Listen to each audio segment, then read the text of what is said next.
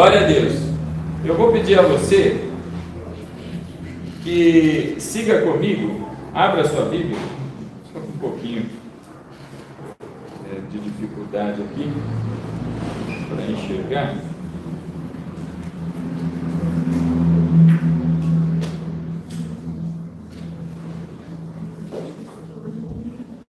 Juízes, capítulo 2.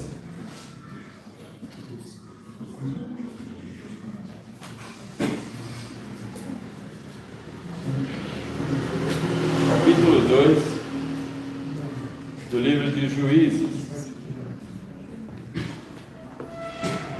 Quem achou, diga amém.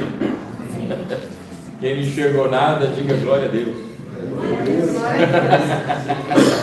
Eu estou igual você, irmão. O meu celular está aqui, ó. Acho que eu vou roubar o efeito especial um pouquinho.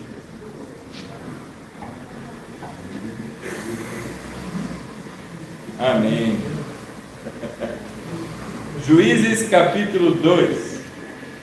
Nós vamos fazer a leitura, meu irmão, do verso 6 em diante. Assim diz a palavra do Senhor.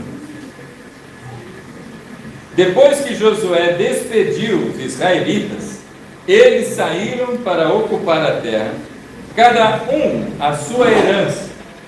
O povo prestou culto ao Senhor durante toda a vida de Josué e dos líderes que sobreviveram a Josué e que tinham visto todos os grandes feitos do Senhor em favor de Israel. Josué, filho de Num, servo do Senhor, morreu com a idade de 110 anos. Foi sepultado na terra da sua herança, em Timnat-Heres, dos montes de Efraim, ao norte do monte Gaás. Até aqui, meus irmãos, vamos fechar os nossos olhos, vamos orar. Santo Deus, Pai querido, queremos te agradecer, Senhor, por essa noite. Queremos te agradecer porque, ainda que com dificuldades, Pai, o Senhor nos permite prestarmos um culto de adoração ao Senhor. Obrigado pelo tempo de louvor, obrigado, Senhor, pelas orações, obrigado por cada gesto, Senhor, que foi manifestado neste lugar até aqui, para a glória do Teu nome, Senhor. Pedimos agora, Pai, que o Senhor nos ajude nesse tempo, que o Senhor, o Teu Santo Espírito, Pai, fale conosco, independente de cada um de nós, e que o Senhor nos ajude a não sermos distraídos, Pai, seja pelo ruído lá de fora, seja por qualquer irmão que esteja inquieto, mas que em nome de Jesus, Pai, possamos todos nós centrar-nos, Pai, na Tua gloriosa e majestosa presença, e assim, Senhor, sermos conduzidos pela gentileza, pela docilidade da voz do Espírito Santo. Nós te agradecemos e pedimos, Pai, que o Senhor fique conosco, em nome de Jesus. Amém. Amém, meu irmão? Amém. Eu quero fazer uma pergunta aqui para vocês. Minha pergunta é a seguinte: o que vocês acham que seja, não é, mais custoso? O que é maior, não é? Errar é algo custoso para alguém? O erro é algo custoso? Quem acha que sim, diga amém, porque eu não estou vendo a sua mão. Erro não custa nada para ninguém? As empresas, quando existem erros, elas pagam um preço muito grande. Seja o erro na administração, seja o erro no exercício das atividades, seja qualquer o erro, não é? Qualquer que seja, isso custa às empresas. Eu tenho um primo que ele tem atividades de comércio eletrônico. E havia uma época em que ele vendia um tipo de rádio, e isso faz tempo, esse testemunho é antigo. Esse tipo de rádio, ele era igualzinho a um outro tipo de rádio. Pense assim, existia um rádio para carros que só tinha AM e FM. E tinha um outro que era igualzinho, que tinha também o toca-discos, ou aquele CD player, não é? Quem é antigo vai lembrar aí dos CDs, passava no buraco, pulava tudo, a música. E eles eram exatamente iguais, só que um custava 500 e o outro custava 1.500. E às vezes o cliente tinha comprado o mais simples, que não tinha nada, só tinha o AM e FM.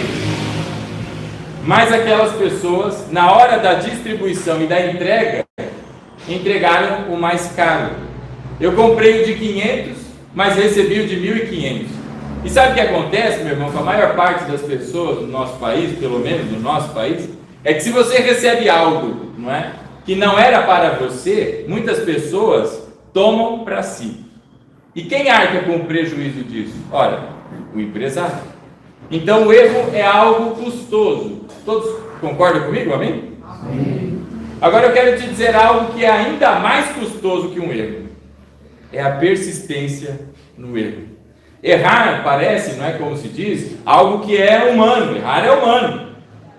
E certamente, não é? Nós todos experimentamos falhas, nós todos experimentamos erros. Mas acontece, meus irmãos, que tão mais caro do que errar, porque existem erros que fazem com que nós percamos tempo da nossa vida, às vezes um tempo muito longo. Mas a persistência no erro é algo ainda pior e ainda mais caro para mim e para você. E nós estamos vendo agora um texto aqui que está no segundo livro, no livro de Juízes, o segundo capítulo do livro de Juízes. O livro de Juízes, ele aponta para um período da história e que transita, não é? A partir do momento da conquista da terra prometida com Josué, para até o início ali da monarquia, quando se levanta o primeiro rei, falávamos dos 3 reis, não é? O primeiro rei sobre Israel, que foi Saul. Esse período é de aproximadamente 200 anos. E quando nós olhamos para o livro de Juízes, se você é um leitor diligente, se você é alguém que se interessa pela leitura bíblica, você deve perceber que o livro de Juízes é como que uma espiral, mas uma espiral descendente, é algo decadente. Aquilo parece que gira como se você revisitasse a mesma história, só que agora com personagens diferentes.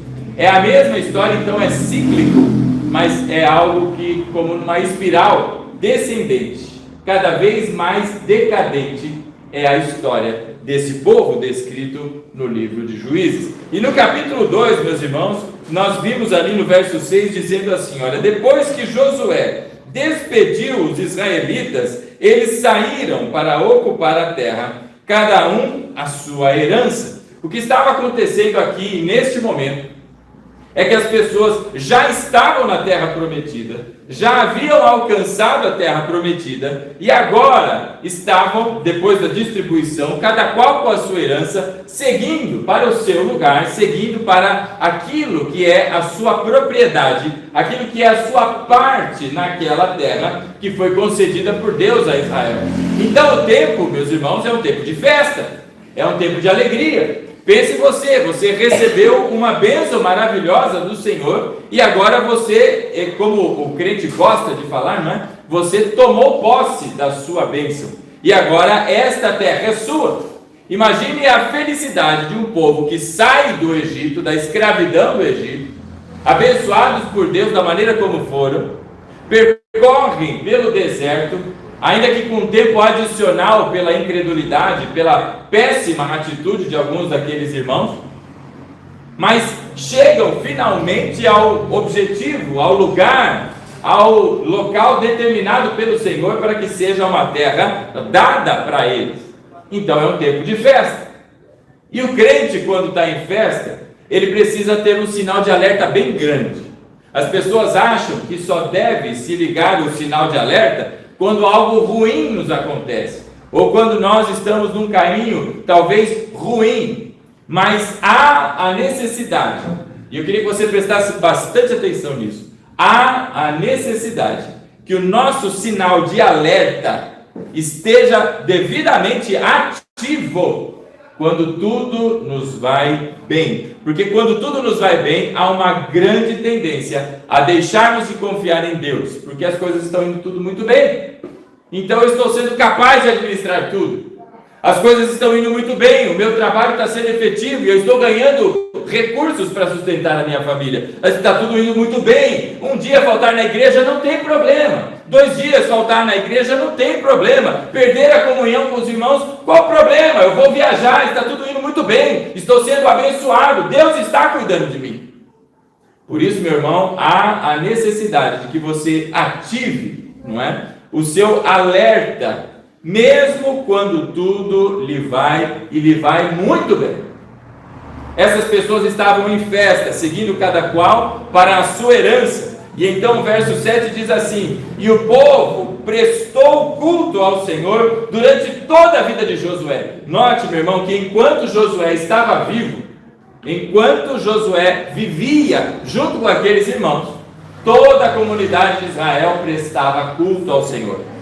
E a Bíblia diz que mesmo depois da morte de Josué, a liderança que participou junto com Josué continuou a prestar cultos, não é, ao Senhor. E então a Bíblia diz assim: e dos líderes que sobreviveram a Josué, sobreviver Josué quer dizer que mesmo após a morte dele, continuaram vivos e liderando em Israel. Estas pessoas, esses líderes, não é, também prestaram culto ao Senhor. E aí o verso 8, meu irmão, traz uma característica deste homem chamado Josué, que morreu aos 110 anos de idade. Josué, filho de Num, ele é chamado servo do Senhor. Se você conhece a Bíblia, você vai ver que esta expressão, servo do Senhor, este título que foi dado aqui, não é, a Josué, poucas pessoas na Bíblia, tal qual Moisés foi um deles, foram chamados dessa maneira, pela sua fidelidade, pelo seu caráter, pela maneira como se portaram e reverenciaram ao Senhor e pela maneira como conduziram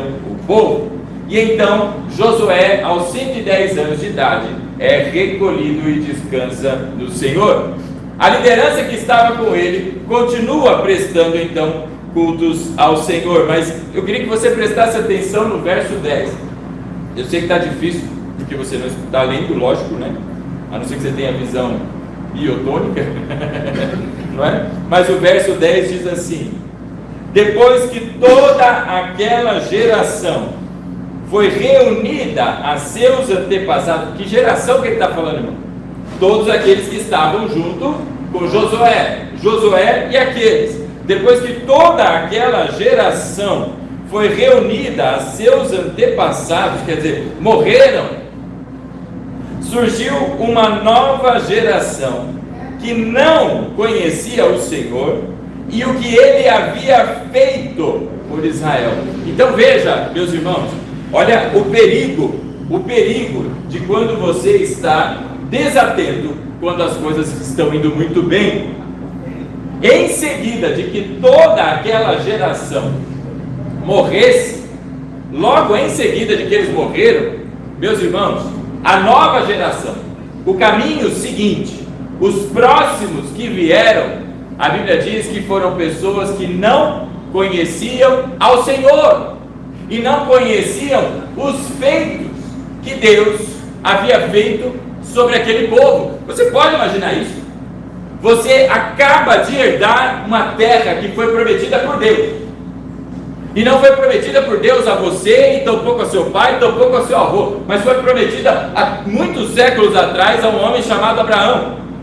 E desde lá, de maneira diligente, nós estamos vendo, não é, a obra de Deus se cumprindo na vida e na família daquelas pessoas, até chegar àquela geração. E quando chega aquela geração, aquelas pessoas simplesmente não conhecem a Deus. Vamos dar uma salva de palmas ao Senhor. Glória a Deus. Chegou a dia. Parar aqui o celular do irmão não acaba. Obrigado, muito útil. Eita glória! Não preciso nem gritar mais. Muito agradeço. Então, meus irmãos, veja que aqueles irmãos, então, eles simplesmente desconheciam a Deus que acabara de tirar os seus antepassados do Egito, sair da escravidão, irmão. conduziram pelo Egito, foram conduzidos pelo Egito, e durante o período que foram conduzidos, Deus guardou, trazendo aquela nuvem sobre eles, Deus trouxe aquela coluna de fogo, Deus trouxe maná, codornizes, água e tantas providências que Deus trouxe àquelas pessoas. E ainda assim, quando finalmente alcança aquela que é a terra prometida, essas pessoas já não conhecem mais o Senhor. Meus irmãos, você prestou atenção? Uma única geração passou Josué, os que estavam com Josué, a geração seguinte, basta uma única geração para que se percam as pessoas do caminho do Senhor. Por isso há uma importante lição para mim e para você aqui. Deixa eu te dizer uma verdade: filho de crente não é crentinho. Dizem por aí, filho de peixe é peixinho, né? Certamente, tatu bolinha que não vai ser. Mas filho de crente não é crentinho. Filho de crente precisa ser evangelizado, irmão. Filho de crente precisa ouvir a palavra do Senhor. Filho de crente, sabe qual é a maior pregação que o filho do crente vai ter na sua casa? Não é o que o pai e a mãe falam, não é o que o pastor fala, não é o que se aprende na escola de ministério com crianças, mas é o que a sua vida, pai, o que a sua vida, mãe, estão transmitindo para os seus filhos. E aqui o que nós vemos é que basta uma geração passar, para que então, meus irmãos, a próxima geração simplesmente não conheça a Deus. Verso 10, agora conseguindo ler, está glória, Deus é bom. Depois que toda aquela geração foi reunida, seus antepassados, surgiu uma nova geração que não conhecia o Senhor e o que ele havia feito por Israel.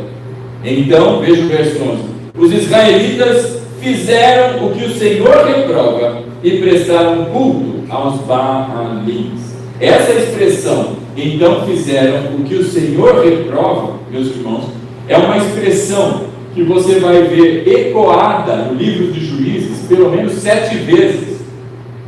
Pelo menos 7 vezes o livro de Juízes vai trazer para você exatamente a mesma coisa.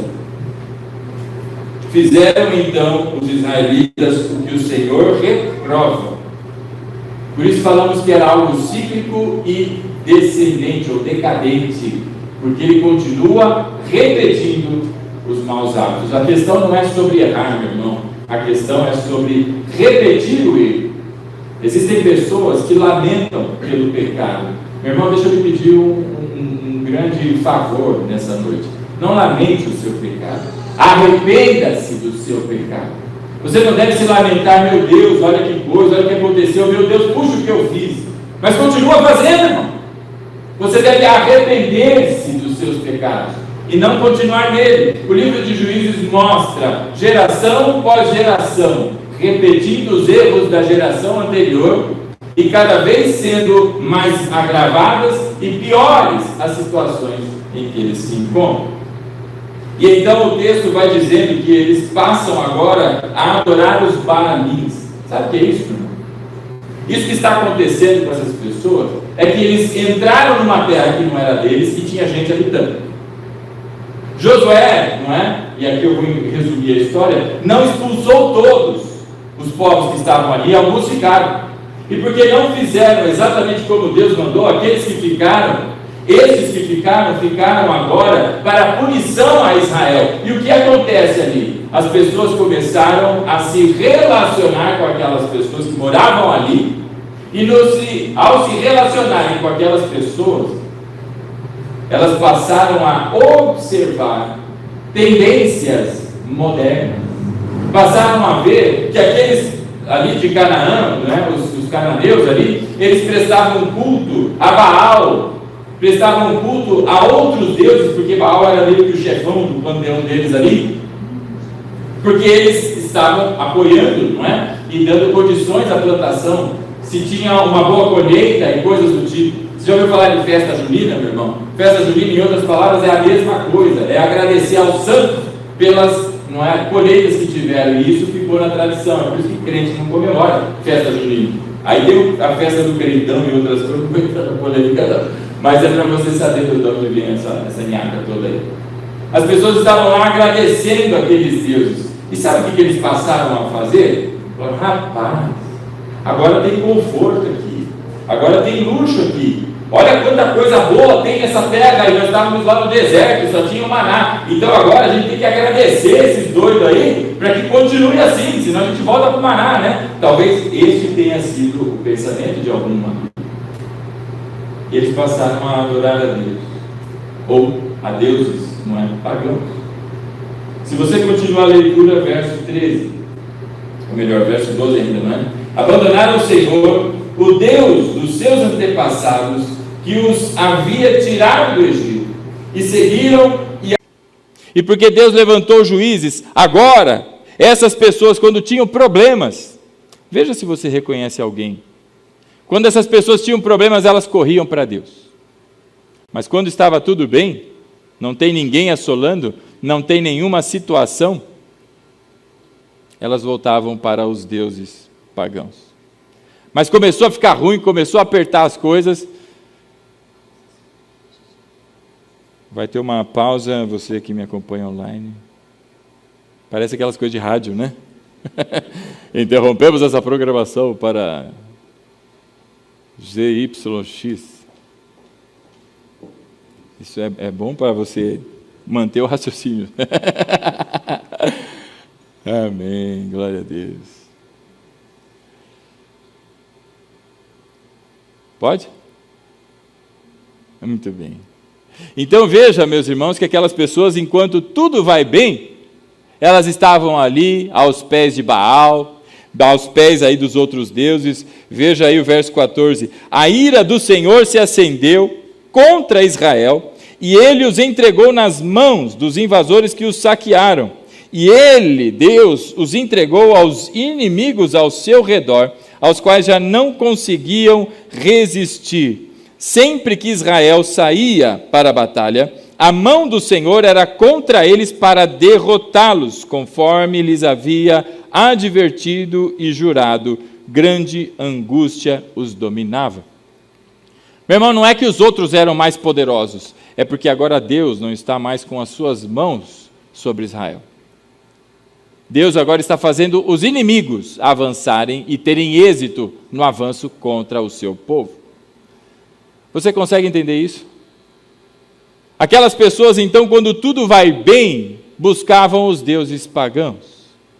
E aí, meu irmão, a cultura cananeia permitia, olha só, permitia que você, além de cultuar a Baal, você cultuasse outros deuses. Por exemplo, o Deus de Israel. Você quer cultuar o Deus de Israel? Pode cultuar também, mas não deixe de cultuar o Baal. Era tudo muito livre. Então aquelas pessoas achavam que podiam seguir a vida dessa maneira. Você consegue perceber então alguma semelhança com alguém que, enquanto tudo vai bem, ou na ausência de suas dificuldades, não está nem aí para Deus, nem se lembra de Deus, não se esforça para aquilo que são os desejos, a vontade, os desígnios do Senhor, mas busca tão somente a sua própria vontade. Agora, quando as coisas apertam, elas vão e buscam não a Baal, mas vão buscar ao Deus de Israel. Você conhece alguém assim? Você já foi assim ou está sendo assim? Porque esse é um grande alerta do livro de Juízes. Isso é recorrente. E essas pessoas, meus irmãos, como falávamos, o problema não está só no erro, porque o erro custa. O erro traz consequências. Mas o grande problema do erro está em algo que é ainda mais caro, é a persistência no erro. Persistir no erro, meu irmão, não é absolutamente, e de maneira nenhuma, inteligente. E mais uma vez, deixa eu lhe ser bastante claro, não brinque com a ira de Deus, porque existem pessoas que até hoje, entendem que esse negócio da ira de Deus é uma coisa assim, é só uma nuvem preta que veio aí, choveu e passou, Irmão,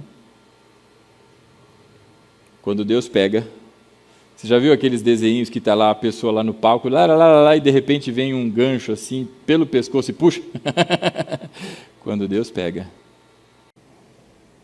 Zacarias, no capítulo 13. Zacarias, meu irmão, remonta ao tempo em que o povo agora já está sendo libertado do exílio. Sobre o Império Babilônico levanta o Império Medo-Persa, que supera em poder e em governo, agora se torna o império dominante. E durante este império, o Império Medo-Persa, por ocasião da ordem de Deus, o povo volta para Jerusalém, volta para reconstruir a cidade, volta para reconstruir os muros. Você conhece a história? É este o período em que foi levantado este profeta chamado Zacarias. Esse é um texto muito importante que você também conheça e estude. Há muitas informações messiânicas em Zacarias, e Zacarias é uma espécie de Apocalipse também. Tem muitas informações escatológicas aqui. E no capítulo 13, meu irmão, capítulo 13 de Zacarias, eu queria que você lesse comigo o versículo 7. Isso aqui está acontecendo antes do período de silêncio, não é? Ou aquele intervalo interbíblico, como a gente também o conhece, ou intertestamentário, de 400 anos. Então está no século V ou no século VI antes de Cristo. As datas não são muito precisas, porque há quem diga que Zacarias, a segunda parte dele, não é? Possivelmente houveram 2 escritores desse livro, tenha sido durante esse período de 400 anos. Então, não se tem ali concordância, eu fico com o convencional. Veja comigo o verso 7 do capítulo 13. O verso 7 fala assim: levante-se, ó espada, contra o meu pastor, contra o meu companheiro, declara o Senhor dos Exércitos. Declara Jeová Sabaote, declara aquele que é o Senhor dos Exércitos. Toda vez que a Bíblia chama a Deus de o Senhor dos Exércitos, meu irmão, ela está arrogando ou sinalizando a soberania, a supremacia do Senhor. Todos os exércitos celestiais estão debaixo do comando do Senhor. Os americanos chamam o seu presidente de... agora eu esqueci, é uma expressão tão bonita, mas ele é o grande líder do exército. Tem lá o general, lá, bonitão, é o líder supremo, eita glória, não é? Aqui a Bíblia está sinalizando quem de fato é e verdadeiramente o líder supremo. O mundo está enfrentando uns momentos assim bem divertidos, né? O senhor aqui do país de cima acabou de, né, ser preso, já chegou em Nova York, vai levar ali as consequências dos seus atos ditatoriais, não é? A gente ora pedindo a Deus que abençoe aquela nação da Venezuela agora, depois de tudo isso. Eu não sei quantos estão acompanhando, porque as mídias não passam informações, mas o Irã, meu irmão, ele está de cabeça para baixo. O Irã está tendo uma revolta e uma revolução muito grande, e está para cair também a ditadura desses ayatolás, aí, que são os líderes religiosos que dominam o Irã, e o Irã agora tem toda aquela coisa de burca, mulher não fala, mulher isso, mulher aquilo, por causa desses doidos chamados aí os ayatolás, e agora eles estão tentando tirar o governo desses homens e devolver ao monarca anterior, que em 1979 parece que houve a transição para a república, saiu a monarquia, entrou a república e virou o que o Irã é hoje. E eles estão querendo desfazer esse movimento, porque o Irã, antes disso, era um país exatamente parecido com o nosso. Pessoas andavam de maneira normal, as mulheres, não é, acompanhavam normalmente a sociedade, e não como a maneira como é hoje, todas cobertas, malemar se vê o olho, a mulher não tem voz, não tem expressão, não tem vida, serve só para procriação, não é? E para ser comandada pelo seu marido. E então está tendo uma revolução muito grande. Meus irmãos, apesar de todas essas coisas, maior inclusive do que o homem mais poderoso dessa terra é o Senhor dos Exércitos. E olha o que o Senhor dos Exércitos fala, verso 7: levante-se, ó espada, contra o meu pastor, contra o meu companheiro, diz o Senhor dos Exércitos. Ora, é Deus falando, e falando de quem? Quem é o pastor? Quem é esse companheiro de quem Deus fala? É do Senhor Jesus. E aqui há uma ordem de Deus: levante-se, ó espada, contra o Senhor Jesus. É Deus dando essa ordem. Então, acompanhe o texto aí. O verso 7 continua dizendo assim: fira o pastor e as ovelhas se dispersarão. Bom, você deve se lembrar que o Senhor Jesus disse, ou fez citação a essa profecia de Zacarias, próximo ali do tempo da sua morte. Fira então o pastor e as ovelhas se dispersarão, e voltarei a minha mão para os pequeninos. E agora Deus diz que a sua mão se volta para os pequeninos. Há duas possíveis interpretações para esta mão de Deus voltada para os pequeninos. O texto está falando de ferir o pastor. O texto está mostrando uma ação de Deus, não é? É o seu plano de redenção. E de uma maneira agora a aplicar juízo. Juízo agora da humanidade, só que sobre o pastor. E agora ele diz: levantarei a minha mão sobre os pequeninos, e voltarei, minha mão para os pequeninos. Há duas interpretações aqui. A primeira delas, meu irmão, é que a mão de Deus se levantou para oprimir estes pequenos.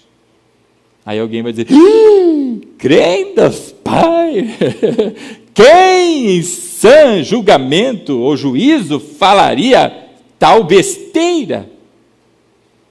A segunda possibilidade dessa mão sobre os pequeninos é uma mão protetora. Qual que você prefere, irmão? A opressora ou a protetora? Vamos continuar lendo. O verso diz então: fira o pastor e as ovelhas se dispersarão, e voltarei a minha mão para os pequeninos. Olha o verso 8. Na terra, toda a terra, 2/3 serão ceifados e morrerão. Todavia, a terceira parte, ou a terça parte, permanecerá. De toda a humanidade, 2/3 vão morrer. Isso é Deus quem está dizendo, não sou eu, não. Essa é uma ação da parte de Deus dizendo que 2/3, não é? Serão ceifadas e morrerão. Mas há uma terça parte, e essa terça parte há de sobreviver. Ela permanecerá, diz o Senhor. É bem importante você entender quem é que está falando, porque antes de você ficar bravo comigo ou falar que você não entende ou que você não acredita, quem está falando não sou eu, não. O profeta ainda faz questão de dizer: nem eu, diz o Senhor. Foi o Senhor quem falou. Isso é da parte de Deus, o Senhor dos Exércitos, o líder supremo e soberano. E aí o verso 9: colocarei essa terça parte aonde? Em pastos verdejantes, numa piscina de águas aquecidas num dia de 42 graus, com suquinhos de laranja boiando, e pães de queijo, e Yakults, né, boiando ali. Colocarei a terça parte no fogo. Colocarei a terça parte no fogo. Essa terça parte, meu irmão, para quem não conseguiu sintonizar fácil, é o que a Bíblia chama de remanescente. Quando você ouvir a expressão remanescente, é aqueles que Deus, da sua misericórdia, permanece, ou permite que permaneça, não é? Chama-se o remanescente. E essa terça parte, que Deus permitiu que permanecesse, Ele mesmo colocará onde, irmão? No fogo. Essas horas que eu queria que tivesse algum pregador de prosperidade aqui perto, algum desses coach aí, né, que você é o centro, né, você é tão perfeito quanto Jesus, e tantas bobagens que a gente ouve por aí. Olha o que Deus diz para mim e para você, meu irmão. Verso 9: colocarei essa terça parte no fogo, e a refinarei como prata, e a purificarei como ouro, e ela invocará o meu nome, e eu lhe responderei: é o meu povo, e eu direi, e é o meu povo, e ela dirá: o Senhor é o meu Deus. A terça parte vai ser submetida por parte de Deus ao fogo. E esse fogo não é um fogo comum não, meu irmão. É um fogo bem quente. Porque a palavra está dizendo para mim e para você que este fogo é semelhante ao fogo que é usado para refinamento de prata. Para derreter prata, meu irmão, para derreter um metal sólido e transformá-lo em líquido, o fogo tem que estar quentinho, né? Não é aquele fogo que você faz o feijão e o arroz da tua casa, não. É um fogo muito mais, não é, abrasivo. E esse fogo é o fogo que Deus colocará a terça parte. Você está em Cristo, irmão? Ih! Amém? Amém? Você está em Cristo, irmão? Que às vezes o pessoal está meio assim, né? Amém, todo mundo falou amém, tem que falar amém também, né? Está em Cristo ou não está, meu irmão? Se você está em Cristo, você está dentro desse conjunto chamado de terça parte. E se você está dentro desse conjunto chamado terça parte, Deus há de colocá-lo no fogo. É esse mesmo fogo que purifica ouro, meu irmão, tira suas impurezas. E alguém vai dizer assim, está vendo, pastor? O senhor fica aí no Antigo Testamento, está vendo? Isso aí é porque Deus no passado era irado, mas quando Ele mandou Jesus, Ele ficou calminho. Vá comigo a 1 de Pedro, irmão. Vá comigo a 1 de Pedro. Só para quem possa estar pensando alguma coisa diferente aí. 1 de Pedro, capítulo 4.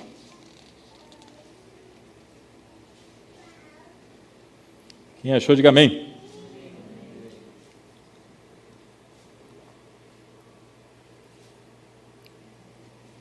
Primeira epístola de Pedro, capítulo 4. Olha aí o que é que diz o verso 12, irmão. Amados, Pedro já, não é? Já demonstra o seu amor fraternal comigo, contigo, com os leitores primeiros. Amados, não se surpreendam. Aqueles que pensam assim, imagina, Deus é amor, Deus não vai fazer isso comigo. Não, se surpreenda. Fica surpresinho não, irmão. Não se surpreendam com o quê? Com a piscina cheia de Yakult boiando. Não se surpreenda com o fogo. Não se surpreenda com o fogo que surge entre vocês. Para quê? Para os provar. Para os provar. Há aqui uma ação de Deus, meu irmão, porque tem muito que se diz crente, muito porco que anda no meio da igreja, entre as ovelhas.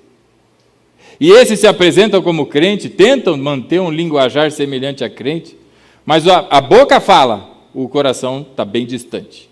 A boca tem o nome de Jesus, às vezes palavras até bonitas, mas o coração está muito longe, está lá com os Baalins, está lá com o Baal, está lá com os vendaval, está qualquer coisa, menos com Deus. Agora, Deus nos submete a situações que aqui o apóstolo Pedro chama, não se surpreenda com o fogo que surge entre vocês, porque ele vem para os provar. Meu irmão, você não sabe o que está no teu coração, você pensa que sabe, mas são as situações que Deus impõe sobre a minha vida e a sua. Veja o que aconteceu com aquele povo de Israel.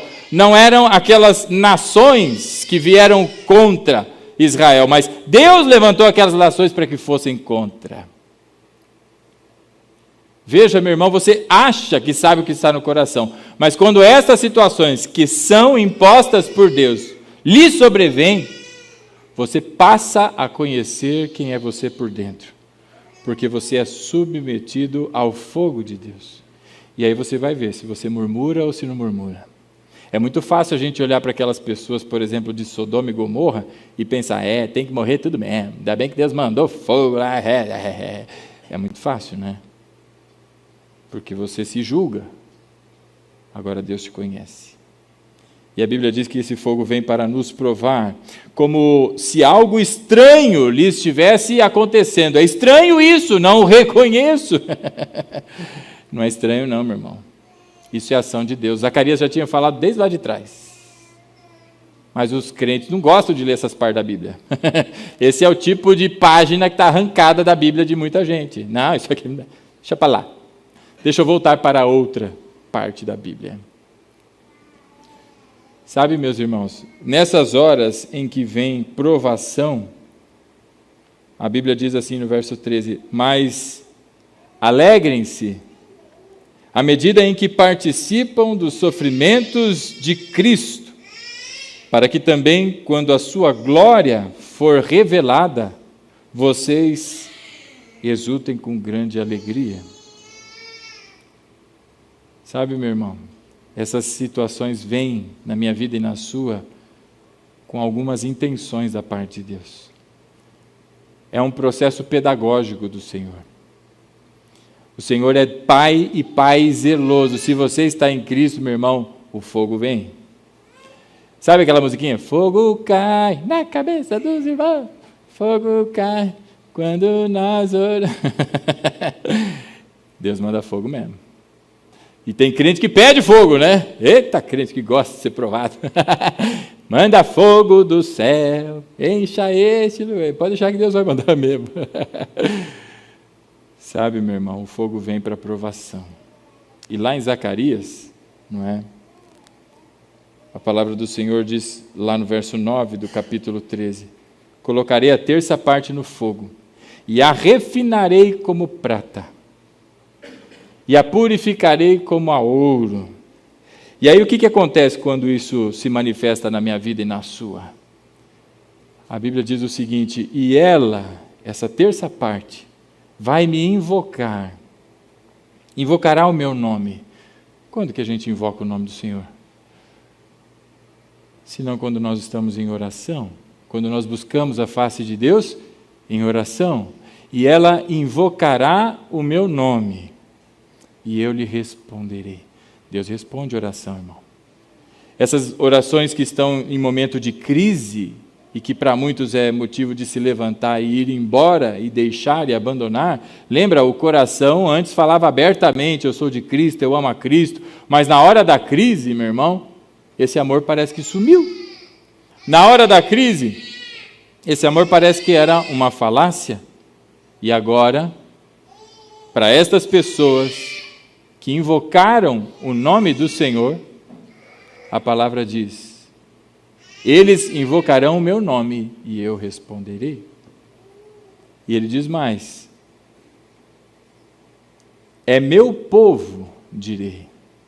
Deus vai se apresentar como o seu Deus. E ela agora me dirá: o Senhor é o meu Deus. Existem momentos na vida, meu irmão, que esse fogo vem para provar, meu irmão, esse fogo vem para que você passe a buscar a Deus, meu irmão, e para que você experimente, não é, uma oração que seja sincera. Não oração decorada. Começa a reparar a oração dos irmãos, irmão. Alguém vai dizer: ai, pastor, que feio ficar olhando para você. Começa a reparar, se você não vai ouvir palavra repetida, frasezinha de efeito, né? E tudo mais, tudo. Na hora do fogo, a oração é sincera, é verdadeira. Porque está doendo? Porque está ardendo, o que está no coração vai para fora, porque você agora está clamando.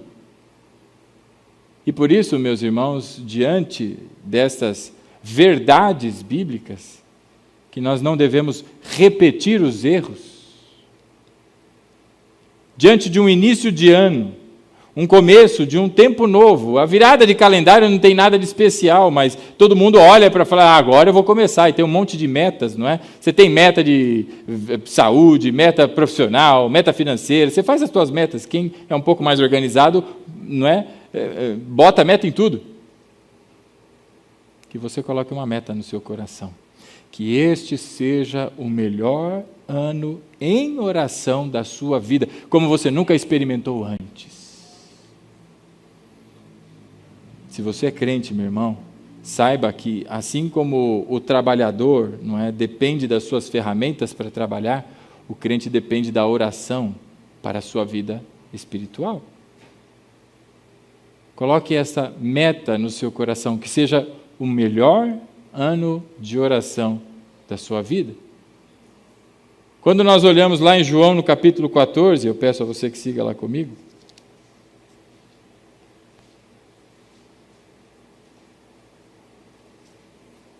É um texto bastante conhecido. João, no capítulo 14.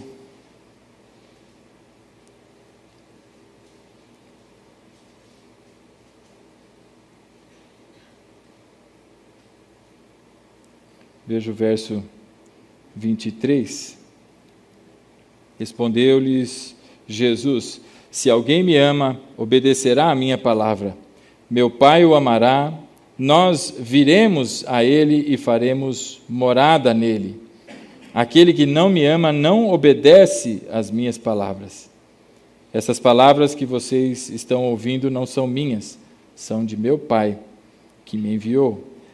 Meus irmãos, o Senhor Jesus agora fala abertamente que aqueles que verdadeiramente amam a Deus, não os que da boca para fora sinalizam amá-lo, obedecem a sua palavra.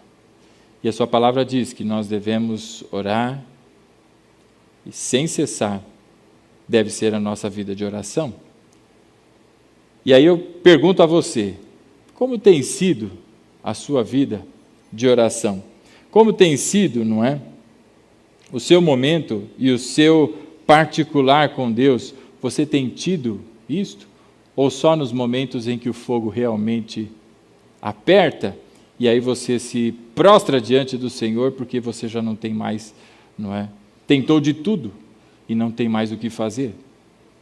Como tem sido a sua vida de oração? Essa é uma autoanálise importante.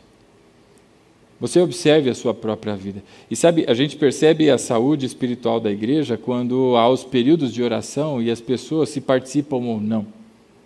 E nós temos testemunhado aqui dificuldades das pessoas comparecerem aos cultos que são dedicados a culto de oração. E já foi feito um convite aqui, travestido, né, uma convocação travestida de convite, para os líderes. Você que é um líder, se você tem alguma atividade na igreja, para que você venha às sextas para a oração.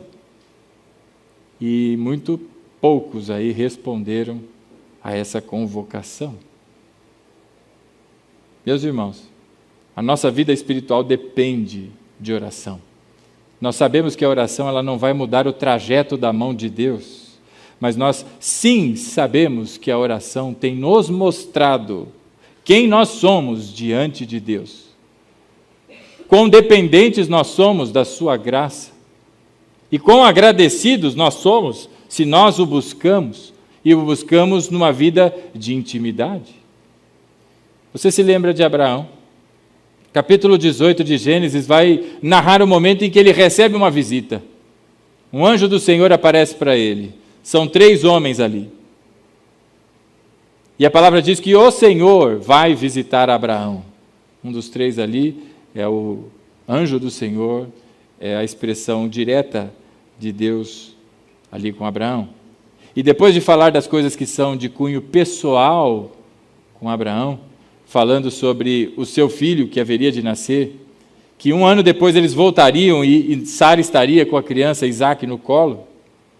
Em seguida, eles se levantam para sair, e ali, este anjo do Senhor, Deus que está ali presente, diz aos outros 2 que o acompanhavam: ora, nós não vamos comentar com Abraão sobre o que nós vamos fazer, sendo que eu o escolhi. Dentro de um plano redentivo, Deus escolheu Abraão para ser o início daquela nação. Ele tem um propósito.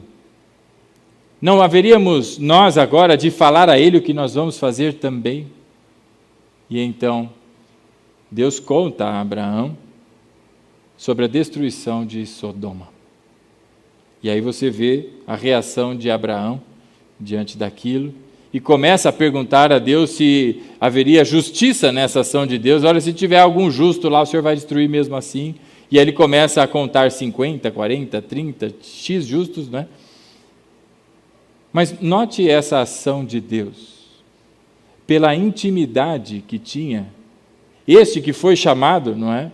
A Bíblia o chama de amigo de Deus. Abraão recebeu da parte de Deus um compartilhamento do que Deus haveria de fazer em Sodoma. Deus tinha obrigação de contar a ele? Deus tinha que fazer aquilo, se eticamente era decente que Deus o fizesse, ou Deus assim o quis fazer. Sabe, meus irmãos, tem muitos filhos que não têm amizade com o pai.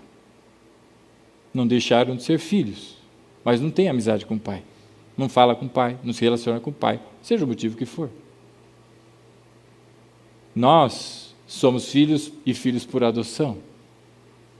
Que grande e misericordiosa obra Deus fez comigo e com você. E existem muitos de nós que não querem ter um relacionamento com o Pai, porque estão muito atarefados. É muito trabalho, pastor. Não tenho tempo para orar. São muitos compromissos dessa vida que eu tenho, e eu não tenho tempo para orar. E a igreja, então, não querem ter um relacionamento com o Pai. Meu irmão, Jesus disse: aquele que me ama obedece às minhas palavras. Obedece os meus mandamentos. A primeira de João vai descrever os mandamentos de Jesus: amar a Deus sobre todas as coisas e ao próximo como a ti mesmo. Tem gente que para no primeiro, na verdade tenta o primeiro, porque não ama a Deus acima de todas as coisas, que ama a Deus daquele jeito, porque o seu compromisso, as suas coisas, a sua agenda é maior do que de Deus, então não é sobre todas as coisas. E se esquece do segundo, que é o próximo, a comunhão com os irmãos, com aqueles que são da fé. Deixa eu lhe dizer uma verdade: não existe crente desigrejado. Isso é uma falácia que esse tempo de hoje oferece. Isso aí é um bando de gente sem vergonha que não tem o que fazer, e sabe o que é? Começa, eu não dou conta não, esse negócio de igreja não é para mim. E aí ele começa a criar, não é, entre os outros, razão para justificar a sua falta com Deus. E aí basta um se levantar, não é? Encoraja um, aí encoraja outro, outro se levanta. Você já viu como é quando a gente chama aqui para orar na frente? Os primeiros minutos ninguém aparece. E aí você vê às vezes assim, um fazendo assim, outro fazendo assim. Ninguém foi, a pessoa quer ir, mas ninguém foi, eu não vou. Basta um ir, aí o segundo vem. E porque veio o segundo, talvez venha o terceiro, talvez venha o quarto. Efeito manada, talvez, não é? E aí bastou um se levantar e dizendo: que esse negócio de igreja é lá fora.